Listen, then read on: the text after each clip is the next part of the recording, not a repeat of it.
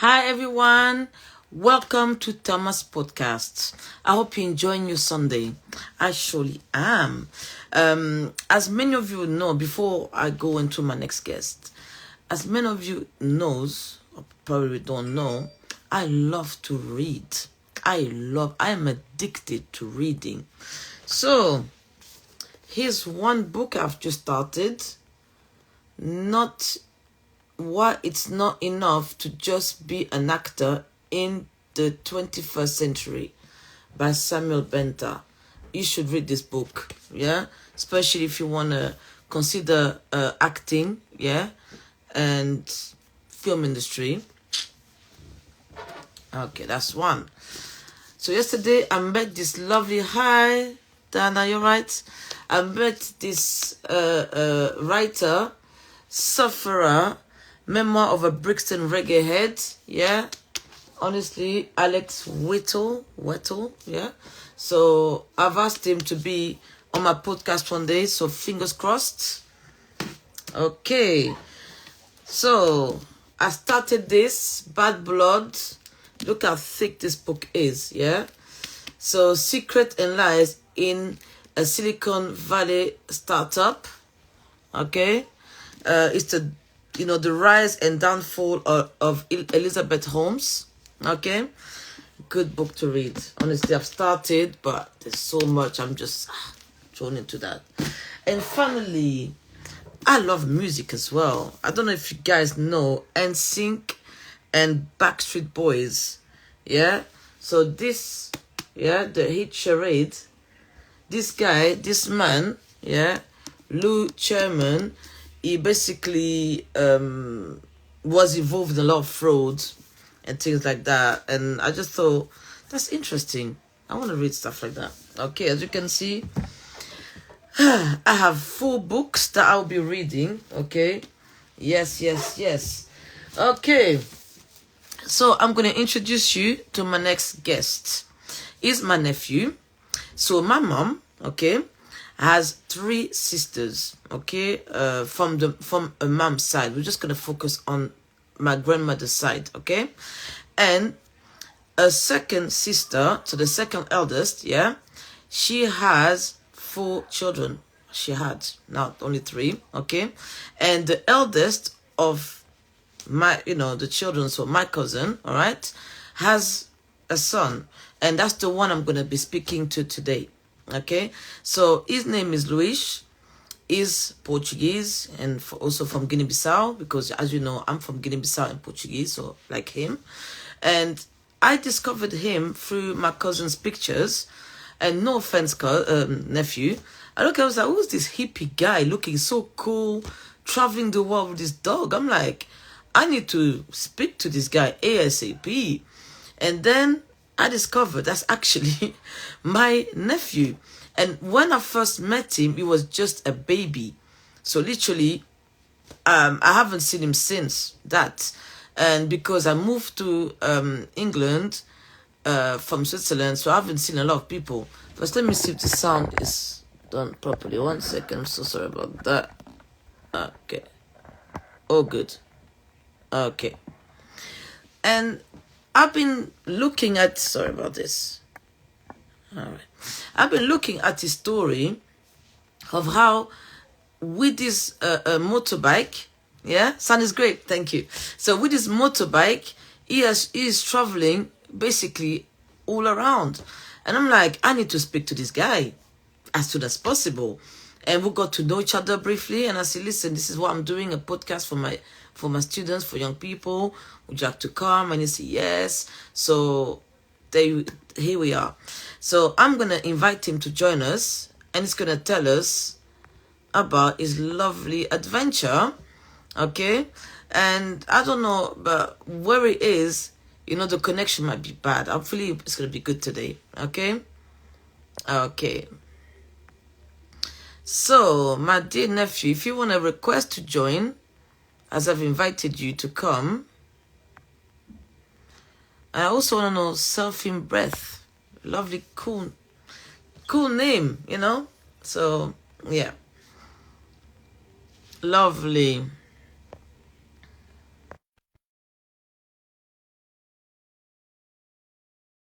One more time. One more time. Third time the charm. Hey. Hello, Hello. hello.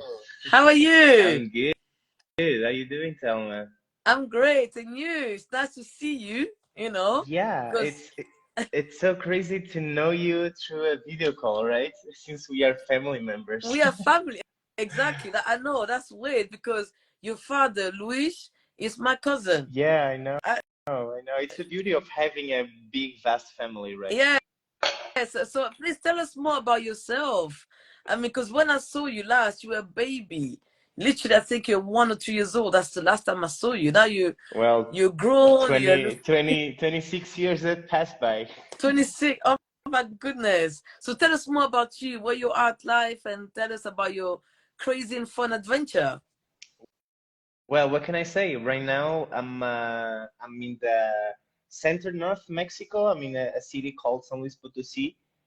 This city used to be the capital of the entire Mexico back in the days because they they had a huge, maybe one of the biggest gold mines in the entire country, and this gold mine has been exploited since the 1600s nonstop, and they just like finished the entire gold like 20 years ago. Oh, So yeah, this used to be a huge center in Mexico, but since the gold is gone, other centers came up, and yeah, and the reason why I'm in this city for a month now, it's because my motorcycle is having some mechanical issues, so everything's being a little bit challenged, but hopefully and trusting on life's plans, I guess everything will go good. so So this is when where did I you start? am now. So you're in Mexico right now. Yeah. I mean, you look like to me, you look like you go there quite a lot. Is there something special about Mexico that we should know about? Well, this is actually my first time in Mexico. I mean, my first time exploring Mexico. I was living 2 years and a half in the States, and before going to the States, I spent like 20 days in Mexico. Okay. And like Mexico, it's a really huge country, and I mean, it's really, really big. You can fit maybe 100 Portugals inside of Yeah. Mexico, and yeah, so like the culture just like changes so much in like 2 hours driving, and so there's a lot to know, like when I was here in 2020, I spent 4 days in Mexico City, and then I was like for 2 weeks in the Caribbean in Tulum, and like I was saying, like culture wise things changes so much.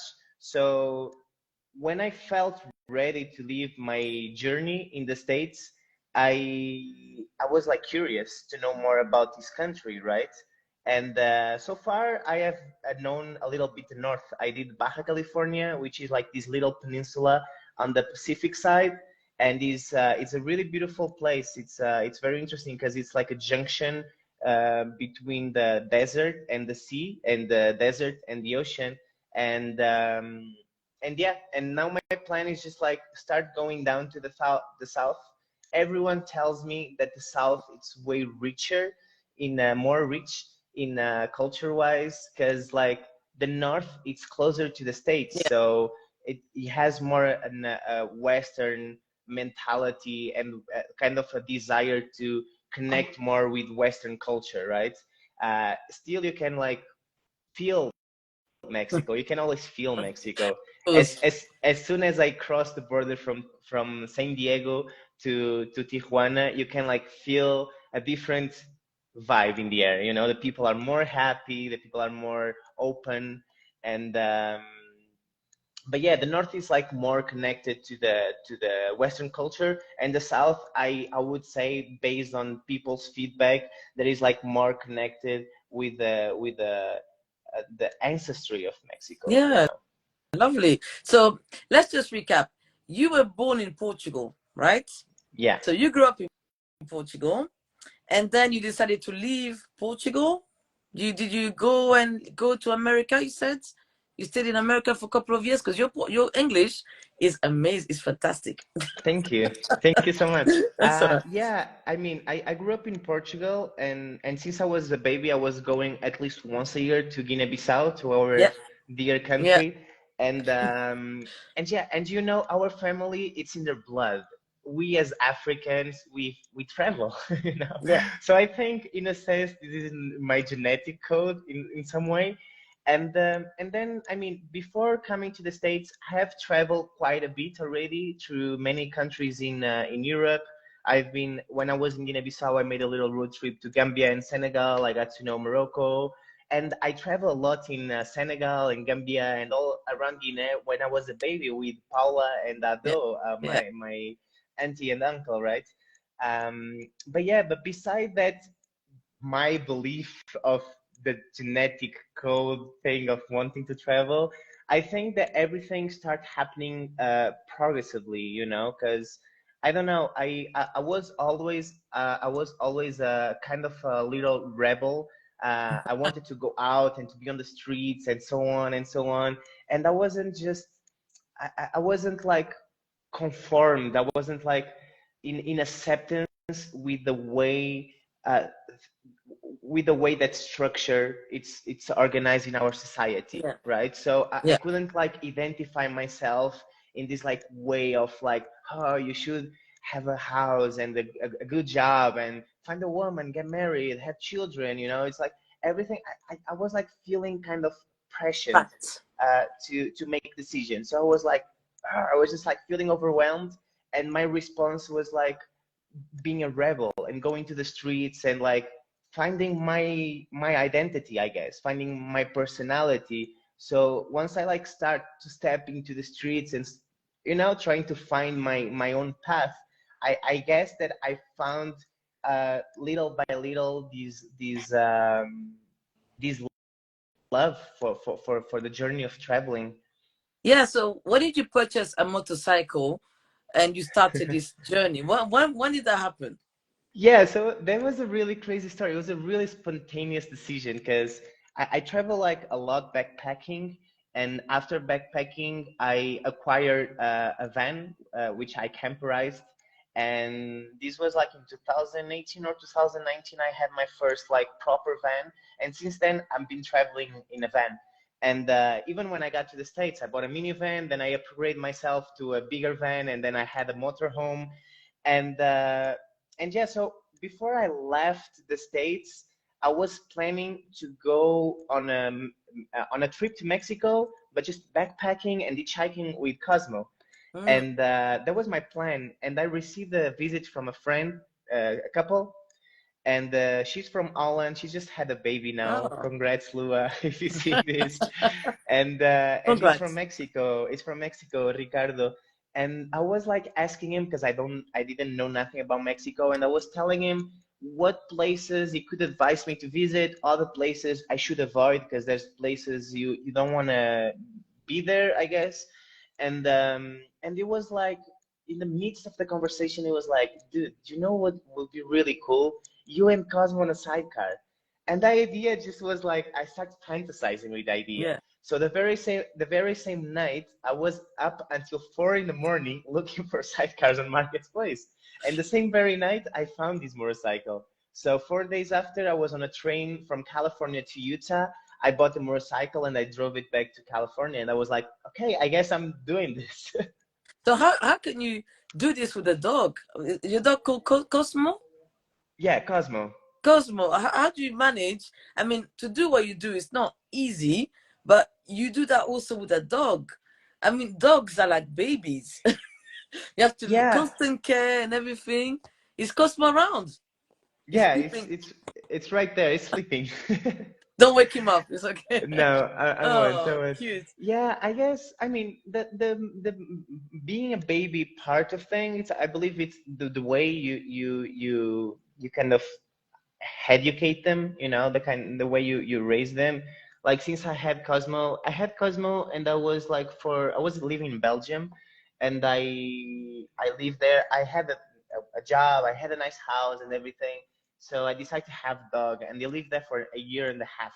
and then we Oh, start traveling. But when we start traveling, we went like really into the root way of traveling. We didn't have money, we didn't know what we were doing, so we were just on the streets, you know, we were just like moving with the wind, whatever. So I think he kind of like got himself used to these like dynamics, you know. yeah, And then like the part of the part of traveling with Cosmo on the motorcycle, it made it easy for me because Cosmo is a little anxious when I'm not around. So everything that I'm stepping to, him fearing that I might leave, it just goes. If I oh, jump on a pedal surfboard into the middle of the ocean, it comes with me. You know, I remember when I was in California, I was working in farms where I was driving a lot of kind of buggies, you yeah, know, like sidecars, and the yeah, guy would just jump and drive beside me, you know. So when I bought the motorcycle, I was pretty sure that everything would be good. And then the part of traveling, of course, it's always more yeah, challenging, you know, when you're just by yourself, because when you by yourself, you just do things, you yeah, know. And when you're with a dog, you have to think that you yeah, are with a dog, you know. So yeah. there's places you cannot go, there's things you cannot do, which sometimes is a pain in the ass, but I was aware of all of this when I decided to make this decision. Yeah, but I think it paid off because you look like you gain a good following. You have a lot of people, I think, supporting you. They can't wait, I think, where you going next. So, what country have you visited so far with Cosmo? Countries I visited with Cosmo. So we were in 9 states in the US Okay, and now Mexico. And then with Cosmo, I've been in like Portugal, Spain, France, Belgium, Holland, um, Germany, and I think that's it. for Yeah, now, for now.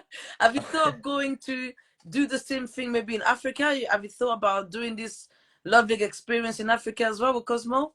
Yeah, so the reason why I went to California, it was because I have this van that I was rebuilding it and Okay, I was needing some money. So I went to California to spend like 2 months, get a little bit of money, and come back to Portugal to finish my van project and drive all the way to Guinea-Bissau. That was like my initial project. But then I got to California and I fell into a Californian vortex yeah. and ended up staying 2 years and a half.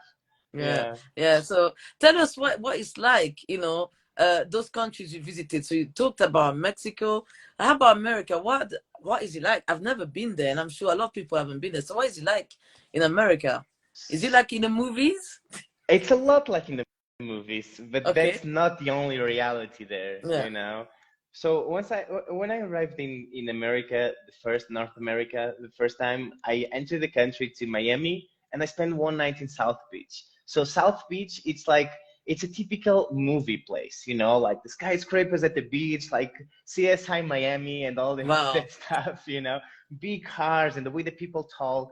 And then I flew to California, to Oakland, like near San Francisco, and it was the same thing, the way that people interact and so on.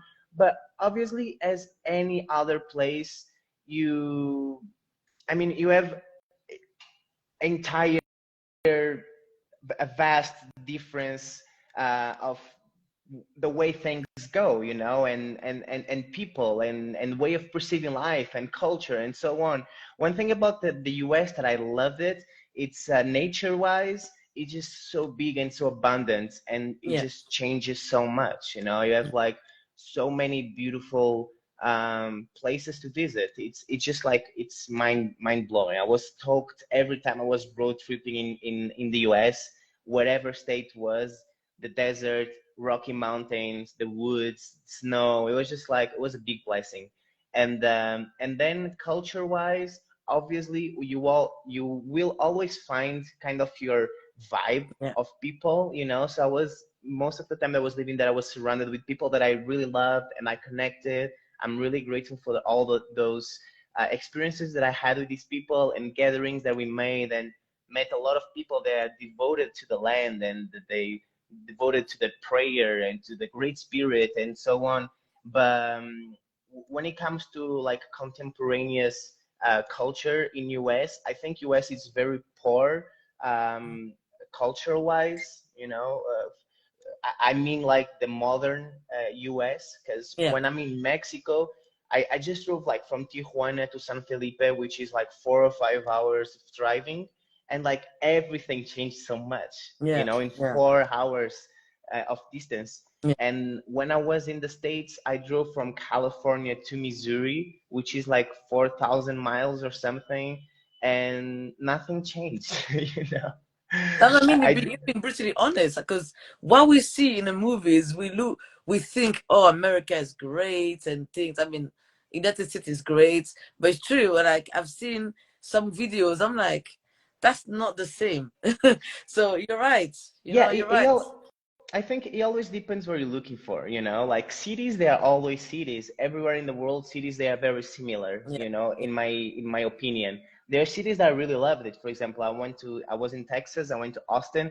I freaking loved the city of Austin. I think it's like very multicultural, there's a big river in the city. The river is like you can swim on it, and I really love that city. But if you love cities, you're gonna love the US because the cities they are so like, Yeah. so potent, like the big skyscrapers and the way things are organized, Oh, But what I meant with like these like 4 or 6,000 mile journey that I did, and I think almost changed, is like you go like from state to state, city to city, like the architecture is the same, the people talk the same, the food is the same, In Portugal, that is so small, you drive from Porto to Lisbon and the food changes, which is like 3 hours of drive. exactly. And No, yeah. but honestly, that's amazing. So talk to your family. I'm sure you know your dad.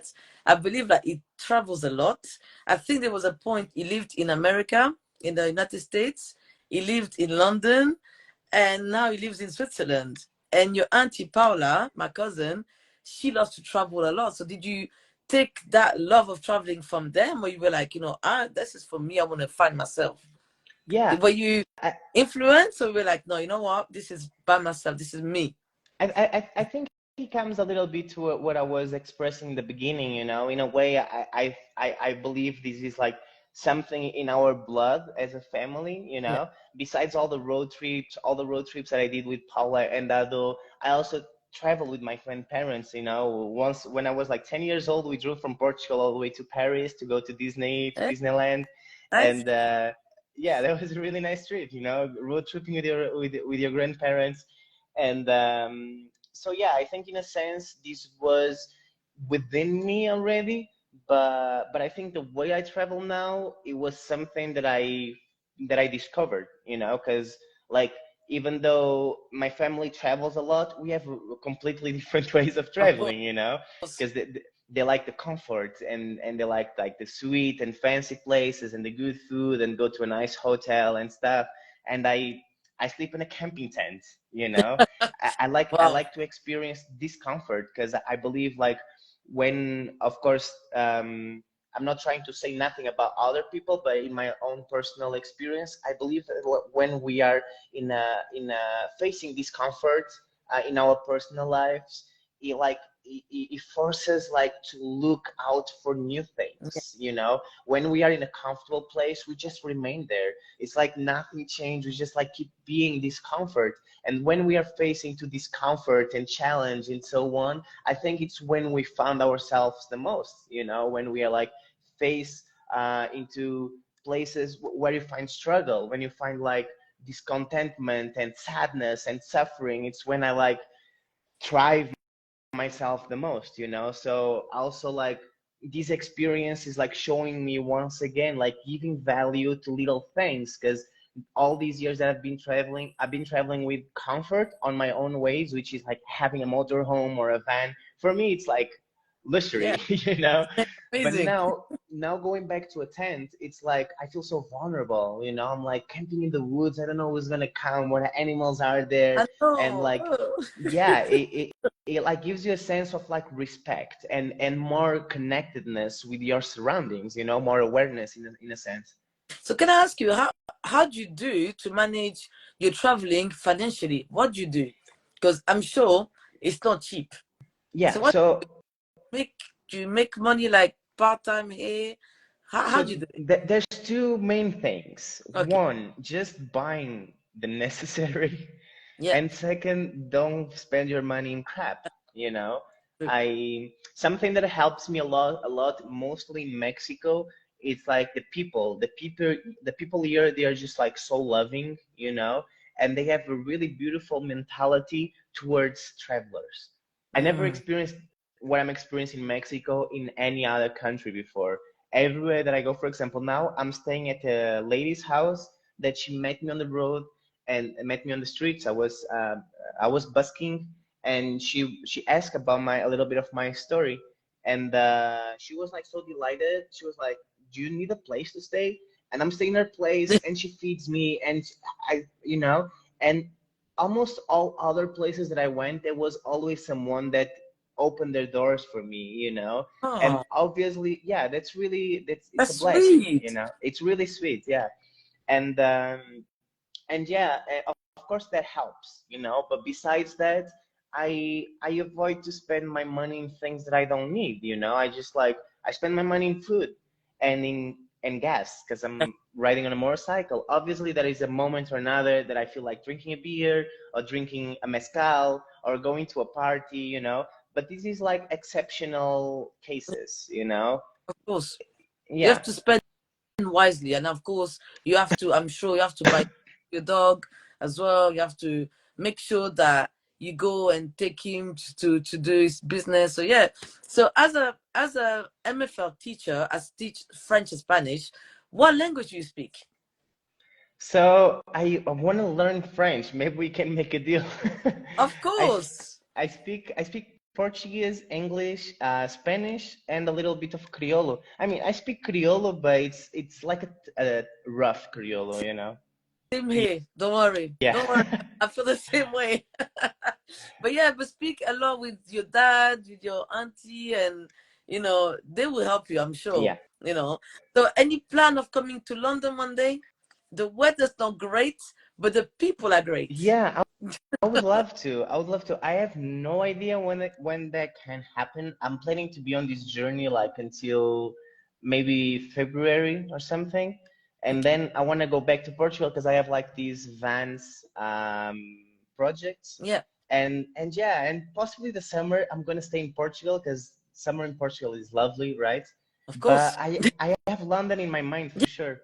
Yeah, yeah, of course. The British here, they would love to have you. They love people like you that are always willing to learn things. The British people, they like to learn new things. They like to know people. I mean, I'm sure you know, in London, there's so many nationalities. Yeah. So you come in and have this incredible story to tell. They will love you for sure. I have great friends from Great Britain, so I'm very curious to go there. Yeah, I met amazing people from there in US. But you know what, Selma? You're the one that should come to Portugal in the summer. I guess you're not leading classes in the summer, right? no, Everyone I'm is not. on vacation. I'm Has not. a But great weather. it is, but the money is it's so expensive to Portugal? go to Portugal. Yes, I Really? mean to travel for us because all the British they like to go to Portugal or Spain or Italy. So I'm gonna plan something, but I promise you, I'm gonna come back. I'm gonna But keep show you. I'm gonna show you a way of traveling Portugal, not spending almost any money. you need to Just bring email your that to me. kids. Please, of course, I bring it definitely, but let me know about that. I'll definitely be coming soon. But listen, Louis, it's been amazing. And finally, your name, what your name means? Self-breath, Oh, self-breath. Selfinbreath. Tell me about that. So then I play didgeridoo. I don't know if you're familiar with that instrument. No. And didgeridoo, it's an Australian instrument. It's like Okay. a kind of a wooden stick that you blow into it. Okay. And yeah, and the name came with when I learned how to play that instrument. And the reason why it's because there's like a specific technique to play this instrument that you make a circular breathing, so Mm-hmm. you can like make a continuous playing. You just play and play, and the sound never stops. You just like keep Wow. breathing in and out. Yeah, it's something really beautiful. And so the name came out of that. And I think the reason why I put the self there, it's because for me the self is something that resides within us. Yeah. It's something that is there since always. It's beyond our whatever personality we create in our own mind or whatever character we decide to be today, you know, is something that is there beyond our emotions and our patterns of behavior, you know. Amazing. All of that is just like responses to things, to circumstances, and the self, it just remains there untouched, you know. So it's like kind of bringing in to yourself, you know. Yeah. And the breath is there as an essential way of living, you know. It's as well a way that helps you to bring you to that state of being, you know. And yeah, it was lovely because everything, all of this came through this instrument playing, you know. That's amazing. Please, I love what you do. I love even the name that's inspiring. So I can't wait to see your journey to where you're going next. I hope your motor gets repaired too so that you can go off and explore more of the world. And I'm so happy that you have a companion, that you're not on your own. Because it looks like Cosmo is there for you as much as he's scared that something happened to you. But it looks like you got a companion, so you're not on your own. So It's the that's best amazing. companion. I know. I love the way you look. You look so good. Like you look like you're doing a good job. Having a pet is not easy, but you look like you're doing a great job. So I hope I can see you one day face to face. But I want to say a Yes, big thank you for your yes, time. yes, Thelma. It was so good to meet you, and it was a big pleasure for me to be part of your podcast. Thank you so much for inviting me. It's a pleasure. Okay, so we keep in touch. Okay, nephew. Yeah, yeah. Take care. Much love. See you too. Bye Bye. bye.